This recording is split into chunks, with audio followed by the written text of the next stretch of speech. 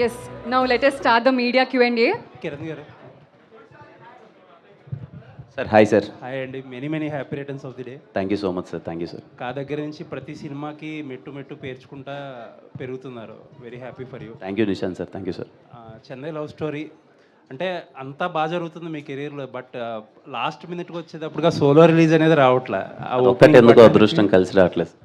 అది ఇప్పుడేమో మళ్ళా విజయ్ గారి సినిమా జననాయకన్ పడేలాగా కనిపిస్తుంది. హోప్ సో రాకూడదనే కోరుకుంటున్నాను. అదే ఈ బర్త్డే కానుక ఎవరైనా రాయండి సార్ కొంచెం. మా తెలుగులో హీరో కిరణ్ అబ్బవరం అతని ప్రతిసారి పాపం తమిళ సినిమాలు క్లాష్ పడి పెద్ద హిట్ అంటే అసలు ప్రతిసారి పడుతుంది. ఈసారి సోలో రిలీజ్ వచ్చేలా చూడండి అని చెప్పి. సాయిరాజ్ గారికి ఒక్క నిమిషం ఏం అర్థం కాలేదు.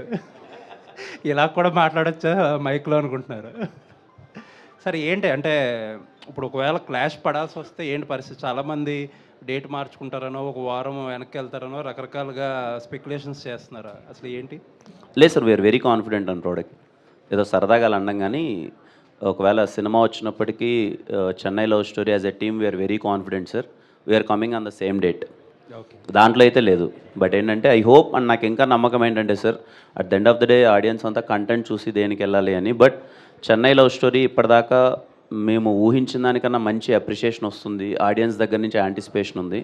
మనోళ్ళు మన సినిమానే ఫస్ట్ చూస్తారని నమ్ముతున్నాను సార్. అంటే ఇనీషియల్ కొద్దిగా బజ్ ఓపెనింగ్స్ డివైడ్ అవ్వడం లేకపోతే రిలీజ్లు ఈ టెన్షన్స్ ఏమీ లేవు? అవన్నీ ఏం లేదు సార్. మాకు ఇంత సాలిడ్ పర్సనాలిటీస్ ఇక్కడ ఉన్నాయి. ఆ టెన్షన్స్ ఏముంటాయి సార్. ఎస్కేఎన్ గారు కానీ, సాయిరాజ్ గారు కానీ, ధీరజ్ అన్న కానీ రిలీజ్ చాలా గట్టిగా ప్లాన్ చేస్తున్నారు. మాకు ఆ కంగారు ఏం లేదు. Because production side as a team sir వాళ్ళు అందరూ చాలా కాన్ఫిడెంట్గా ఉన్నారు. బెస్ట్ రిలీజ్ ఇవ్వబోతున్నారు. చాలా గట్టిగా తీసుకెళ్ళబోతున్నారు కూడా సార్. కిరణ్ గారు wish you happy birthday first. Sir కన్నా థ్యాంక్ యూ సో మచ్ అన్న. యా, అయితే మొన్న చాలా మాట్లాడుకున్నాం కాబట్టి ఇప్పుడు సాయిరాజ్ గారి దగ్గరికి వెళ్దాం. అలాగా సార్, బేబీ మీరే రాశారు, మీరే తీశారు, 100 కోట్లు కొల్లగొట్టారు. బట్ ఇది రాసి డైరెక్షన్ మాత్రం రవి గారి దగ్గరికి వెళ్ళడానికి రీజన్ ఏంటి? సార్ అంటే అన్ని కథలు రాసుకున్న ఇండస్ట్రీకి వచ్చినప్పుడు రాసుకున్న కథలన్నీ నేను తీయలేను. బేసిక్గా నేను 2 ఏళ్ళకు సినిమా తీస్తే అంత చాలా నింపాదిగా ఆలోచించుకొని తీస్తాను. సో కలర్ ఫోటో కానీ ఇప్పుడు చెన్నై లవ్ స్టోరీ కానీ మంచి కథలు వేరే నాకు వేవ్ లెన్స్ ఇంకైనా ఒక డైరెక్టర్తో ప్రొడ్యూస్ చేద్దామని కోరిక. అది కాకుండా నేను బేబీ హిందీ చేస్తూ ఉన్నాను. ఆ షూటింగ్లో నేను బిజీగా ఉండాల్సి వచ్చింది. సో రవి నాకు బేబీ తెలుగులో చాలా హెల్ప్ చేశాడు అన్నమాట. ఆ టైంలో ఇద్దరికి నాకు అర్థమైంది, ఇద్దరు మైండ్ సెట్ కానీ వర్క్ లెవెల్ కానీ ఇద్దరిది పర్ఫెక్ట్ సింక్ అని. సో అందుకే అంటే ఇది చెన్నై లవ్ స్టోరీ అని పెట్టారు, మొత్తం చెన్నైలో షూట్ చేశారు. ఇప్పుడు అదే బీచ్లో అదన్నీ ఇక్కడే కూడా ఉంటాయి కదా. అంటే చెన్నైని స్పెసిఫిక్గా పెట్టడానికి, చెన్నైలోనే షూట్ చేయడానికి ఏమైనా రీజన్ ఉందా? చెన్నైకి ఈ లవ్ స్టోరీకి ఏమైనా కనెక్షన్ ఉంటుందా? అది ఇక్కడ చేయడానికి కుదరదా తెలుగు స్టేట్స్లో? ఇది స్పాయిలర్ సార్, ఇప్పుడే చెప్పలేము. యాక్చువల్లీ ఖచ్చితంగా చెన్నైకి ఈ కథకి సంబంధం ఉంది. అందుకే చెన్నై లవ్ స్టోరీ అని పెట్టాల్సి వచ్చింది. Wish you all the best to the entire team. Thank you అండి. Kiran garu sir happy birthday sir. Thank you Anwar sir. Thank you. అంటే ఇండస్ట్రీలో నాకు ప్రేస్ ఉంటుందా లేదా అన్న మీమాంస నుంచి మీ జర్నీ స్టార్ట్ అయింది. ఇప్పుడు కిరణ్ ఒప్పుకుంటాడా లేదా, కాల్ షీట్లు ఇస్తాడా లేదా అనేంత స్థాయికి వెళ్ళింది. ఈ గ్రోత్ నిజంగా గొప్ప విషయం. Thank you sir. Thank you so much. హీరోగా ఎదిగారు, ప్రొడ్యూసర్ అయ్యారు, డైరెక్టర్ అవుతున్నారు. వాట్ నెక్స్ట్ అంటే ఏం చెప్తారు? ఏ లేదు సార్, ఇవి అన్నిట్లో మంచి అంటే at the end of the day మీరు అన్నట్టు సార్, వచ్చినప్పుడు ఒక ధైర్యంతో వస్తాం ఇక్కడికి. సరే కష్టపడితే నిలదొక్కోగలం, మంచిగా కష్టపడదామని నా ప్రయత్నం నేను చేశాను. అందరూ ఆదరించారు. I'm so happy sir. ఈరోజు ఈ స్థాయిలో ఉన్నందుకు చాలా ఆనందంగా ఉంటుంది. ఖచ్చితంగా ఒకటే ఆలోచన సార్, మంచి సినిమాలు చేయాలి. సినిమా అంటే పిచ్చి పట్టుకునింది. ఇక్కడే ఉంటున్నాం నిద్ర లేచినప్పటి నుంచి. తాపత్రయం అంతా మంచి సినిమా తీయాలి, మంచి సినిమాల్లో మనం పార్ట్ అవ్వాలని అంతే అన్వర్ సార్. ఏమైనా చేశారంటే దానికి ఆన్సర్ ఏం చెప్తారు? అంటే మీరు ఏం సంపాదించారు ఇండస్ట్రీకి వచ్చిన తర్వాత అంటే దానికి ఆన్సర్ ఏం చెప్తారు? So much of love sir. అంటే వితిన్ 5 years ఇంత లవ్ అన్నది నేను ముందు కళ్ళ కూడా అనుకోలేదు సార్.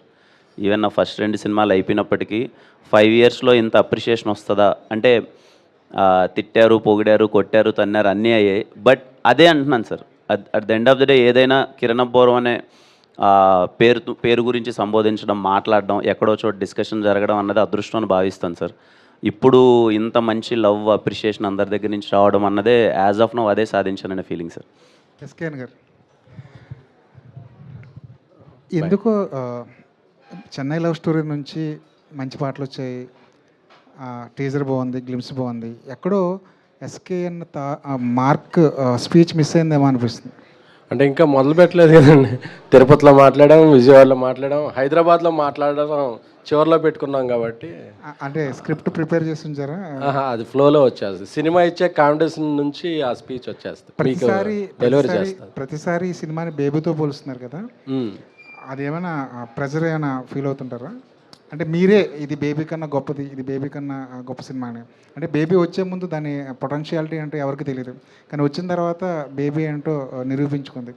మొదటి నుంచే బేబీ కన్నా పెద్దది, బేబీ కన్నా బిగ్గర్, బేబీ కన్నా 10 రెట్లు ఉంటుంది అని చెప్పుకుంటూ పోవడం వల్ల అది ఆడియన్స్ మీద ప్రెజరా లేదంటే మేకర్స్ మీద ప్రెజరా? ప్రెజర్ ఏం లేదండి. బేబీ ఒక టైప్ ఆఫ్ ఫిల్మ్, ఇది ఒక టైప్ ఆఫ్ ఫిల్మ్. అంటే రెండు కథాంశాలు వేరు, బట్ దేనికది స్ట్రైకింగ్గా ఉంటాయి. ఈ జోనర్, ఈ క్యాటర్ చేస్తున్న ఆడియన్స్ అందరికీ బలంగా హత్తుకుంటుంది ఈ సినిమా.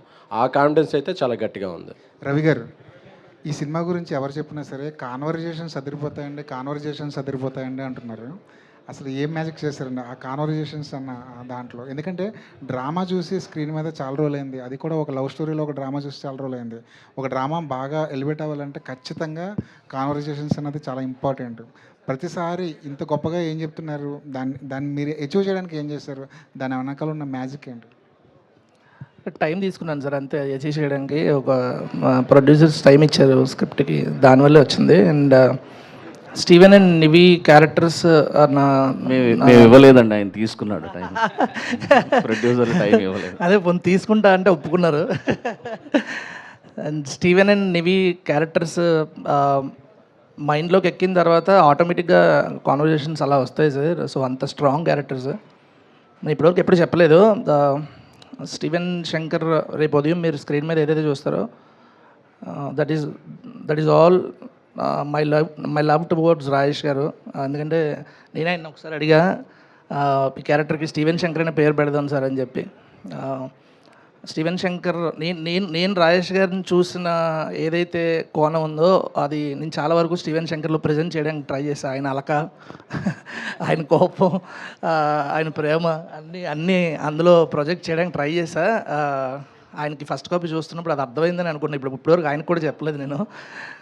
స్టీవెన్ అండ్ నివి క్యారెక్టర్స్లో ఉండే స్ట్రెంతే కాన్వర్జేషన్స్కి ప్రాణం సార్, అంతే. Thank you so much. Sairaj గారు, ఇప్పుడు బేబీ అన్న సినిమా మీద ఫోకస్ పెరగడానికి ఖచ్చితంగా సాంగ్సే ప్రధానమైన కారణం. ఆ సాంగ్సే ఆ సినిమాని ఎలివేట్ చేసే జనంలోకి తీసుకెళ్ళాయి. అలాంటి ఒక మ్యూజిక్ డైరెక్టర్ని పక్కన పెట్టి మళ్ళీ మణి శర్మ గారి దగ్గరికి వెళ్ళడానికి చాలా గట్స్ కావాలి, చాలా కాన్ఫిడెన్స్ ఉండాలి. అసలు పక్కన పెట్టేయాలన్న ఆలోచనే చాలా డేరింగ్, నాకు తెలిసి చాలా డేర్ చేసి ఉంటారు. ఆ స్ట్రగుల్ ఎలా ఫేస్ చేశారు మీరు? డేర్ ఏం లేదు సార్. ఇప్పుడు అంటే మనం ఒక్కొక్క సినిమా ఒక్కొక్క ఫ్లేవర్లో ఉండాలని కోరుకుంటాం డైరెక్టర్లో. సో ఇక్కడ ప్రాబ్లం ఏమైందంటే బేబీ తీసేటప్పుడు మాకు ఆ కోవిడ్ టైం కానీ, నేను స్క్రిప్ట్ రాసుకోవటం కానీ, నాకు విజయబుల్ కానీ ఒక 2.5 సంవత్సరాలు ఉండింది ట్రావెల్. ఒక 60-70 ట్యూన్లు రిజెక్ట్ చేసుకొని నాకు ఇలా కావాలి చాలా టైం ఉన్నింది. చాలా టైంలో చేసిన వర్క్ అది. ఇప్పుడు ఆ వర్కింగ్ స్టైల్ పనికిరాదు. సో నేను అక్కడ ఆ సినిమా తీసుకోవాలి ఇక్కడ. సో నాకు చాలా క్విక్గా ట్యూన్స్ కానీ లేక క్వాలిటీ మ్యూజిక్ ఇచ్చే ఒక మ్యూజిక్ డైరెక్టర్ నాకు కావాల్సి వచ్చింది. సో విజయ్ స్టైల్ కానీ నా స్టైల్ కానీ ఇది చాలా time taking process. Especially Vijay చాలా టైం తీసుకొని ట్యూన్స్ ఇస్తాడు అక్కడ. సో ఆ టైం జస్ట్ తొందరగా అవుట్పుట్ రావాలని ఒక దీంతో అంతే. ఎస్కేన్ గారు సార్, మీ హీరో గారు చాలా కాన్ఫిడెంట్గా ఉన్నారు రిలీజ్ విషయంలో. అంటే జననాయకన్ దిల్ రాజు గారు రిలీజ్ చేస్తున్నారు నైజాంలో, అండ్ మీది మైత్రి. ఆబ్వియస్లీ ఈ మళ్ళా దిల్ రాజు వర్సెస్ మైత్రి షోడౌన్ అదేమన్నా కొంచెం ఇబ్బంది అవుతుందా? అలా అవ్వద్దనే అనుకుంటున్నానండి. అంటే పిఆర్ఓగా ఉన్నప్పుడు దిల్ రాజు గారి సినిమాలకు కూడా పనిచేశాను. రాజేష్ కూడా దిల్ రాజు గారికి చాలా సన్నిహితంగా ఉంటారు. సో ఇలాంటి వర్సెస్ ఏమి ఉండదా, వాళ్ళు మాకు కూడా మంచి థియేటర్స్ ఇస్తారని వినమ్రంగా నమ్ముతున్నానండి. ఆ నమ్మకం నెక్స్ట్ వారం నిజమైనప్పుడు ఆ ప్రెస్ మీట్లో వాళ్ళకి ధన్యవాదాలు కూడా తెలుపుకోవాలని అనుకుంటున్నాను. ఎస్కేన్ గారు కంటిన్యూ దీనికి. అంటే చెన్నై లవ్ స్టోరీ పెట్టారు. చెన్నై నుంచే ఒక పెద్ద అవరోధం ఎదురు కాబోతుంది అనేది ఇందాక మన మిత్రులు కూడా చెప్పారు. అంటే జననాయకన్ విడుదల అనేది ఈ సినిమా మీద కావచ్చు, మీ మీద ఎంత ప్రెషర్గా గురవుతుంది. ఎందుకంటే మీరు ఇంతకుముందు స్పీచ్లో కూడా చెప్పారు, ఎవరు మాకు అడ్డు రావద్దు, వాళ్ళు మాకు అడ్డు వచ్చిన రిస్కే బాలయ్య డైలాగ్ గుర్తొస్తుంది. సో అలాంటి సందర్భంలో మీ మీద కావచ్చు, ఈ సినిమా మీద కావచ్చు, ఈ సినిమా దాదాపు 3 ఏళ్ళ కష్టం. సో దాని మీద పెట్టుకున్నటువంటి నమ్మకం అనేది ఎంతవరకు మీకు ఒత్తిడి తెస్తుంది? లేదండి, ఈ సినిమా ఇంకో 1-2 డేట్లు మైండ్లో అనుకున్నామండి. బట్ ఇండస్ట్రీలో మా ఫ్రెండ్స్ ఇతర ప్రొడ్యూసర్లు సినిమాలు ఉండటం వల్ల సరే మన సినిమాకి ఏది అడ్డు ఉండకూడదు అని చెప్పి అది తిరుమల వెంకటేశ్వర స్వామి గారి పాదాల చెంత అనౌన్స్ చేసామండి ఆ డేటు. సో ఆ రోజు నుంచి మాకున్న కథకున్న కాన్ఫిడెన్స్తో పాటు ఆయన బ్లెస్సింగ్స్ కూడా యాడ్ అయినాయి అనుకుంటున్నామండి. సో ఏదైనా ముందుకెళ్ళాలి, ఆయన బ్లెస్సింగ్స్ మాతో ఉంటాయి. ఎందుకంటే ఆ మాట వచ్చింది ఆయన పాదాల చెంత కాబట్టి ఆయన ఆశీస్సులు ఉంటాయి. అలాగే ఈ సినిమాలో మంచి స్ట్రెంగ్త్ ఉంది. అలాగే ఒక సీజన్లో 2-3 సినిమాలు ఆడిన దాఖలాలు కూడా ఉన్నాయి. సో నేను వేరే సినిమాలు కూడా బాగా ఆడాలని కోరుకుంటున్నాను, మా సినిమా ఇంకా బాగా ఆడాలని కోరుకుంటున్నాను. ఎందుకంటే ఇది తెలుగు నేటివిటీ సినిమా, హీరో గారు 2 సక్సెస్ల తర్వాత వస్తున్నారు. సాయిరాజ్ గారు నేషనల్ అవార్డు వచ్చిన బేబీ, మా కాంబినేషన్ నుంచి అమృత ప్రొడక్షన్స్, మేము అందరం అన్ని విధాలుగా యూత్ క్యాటర్ అయ్యేది. గౌరీ ఇది కూడా మంచి లక్కీ హ్యాండ్, రవికి మంచి ఇది ఉంది, మణిశ్వరరావు గారు పాటలు క్లిక్ అయినాయి, మా కోఆపరేటివ్స్ ధీరజ్, అందరం సక్సెస్లో ఉన్నాం. ఒక కాన్ఫిడెంట్ ప్రోడక్ట్ అయితే మేము తీసాం అనుకుంటున్నాం. ప్రీమియర్ షో మొదలైనప్పటి నుంచి అందరి ఆదరమానాలని, ప్రశంసల్ని అన్నిటినీ చొరగొంటుందనే గట్టి నమ్మకం ఉంది. సో మా సినిమా మీద కాన్ఫిడెన్స్తో మేము ముందుకెళ్తున్నాం. రిలీజ్ డేట్ ఏమన్నా మారే అవకాశం ఉంటే? జూలై 24 అండి, పక్కాగా July 24. Kiran garu hi Raj bro. Happy birthday అండి. Thank you bro. ఈ చెన్నై లవ్ స్టోరీకి సంబంధించి ఆల్మోస్ట్ 100 డేస్ వర్కింగ్ డేస్ అయినట్టున్నాయి కదా. మధ్యలో మీరు గువ్వల చెరువు గార్డ్ చేస్తున్నారు అండ్ రియాలిటీ కూడా ఒక షెడ్యూల్ స్టార్ట్ చేశారు. అండ్ ఎలా అలాట్ చేశారు డేట్స్? ఒకే షెడ్యూల్ 2 ఉన్నప్పుడు 2-3 షిఫ్ట్లు వర్క్ చేశారా? లేదు, నా ఫస్ట్ ప్రియారిటీ ఎప్పుడు చెన్నై లవ్ స్టోరీ అని. నేను చెన్నై లవ్ స్టోరీ కథ విన్నప్పుడు రాజేష్ గారు వీళ్ళందరూ మనం కలిసి మేము తీసుకున్న ఫస్ట్ డెసిషన్ ఏంటంటే, చెన్నై లవ్ స్టోరీ అనే సినిమా నేను డేట్ల వారిగా 50 రోజులు, 60 రోజులు, 70 రోజులు అని నేను ఎప్పుడు అనుకోలేదు. ఈ కథకి నిజంగా టైం పడుతుంది అండ్ చాలా ప్రాపర్గా తీస్తారు. నేను కూడా అలాగే ముందే ఫిక్స్ అయ్యాను. సో మోస్ట్ టైం అంతా చెన్నై లవ్ స్టోరీకే కేటాయించాం. ఎప్పుడైతే చెన్నై లవ్ స్టోరీ షూటింగ్ లేదో ఆ టైంలో నేను వేరైటీ షూట్ చేశాను రాజు.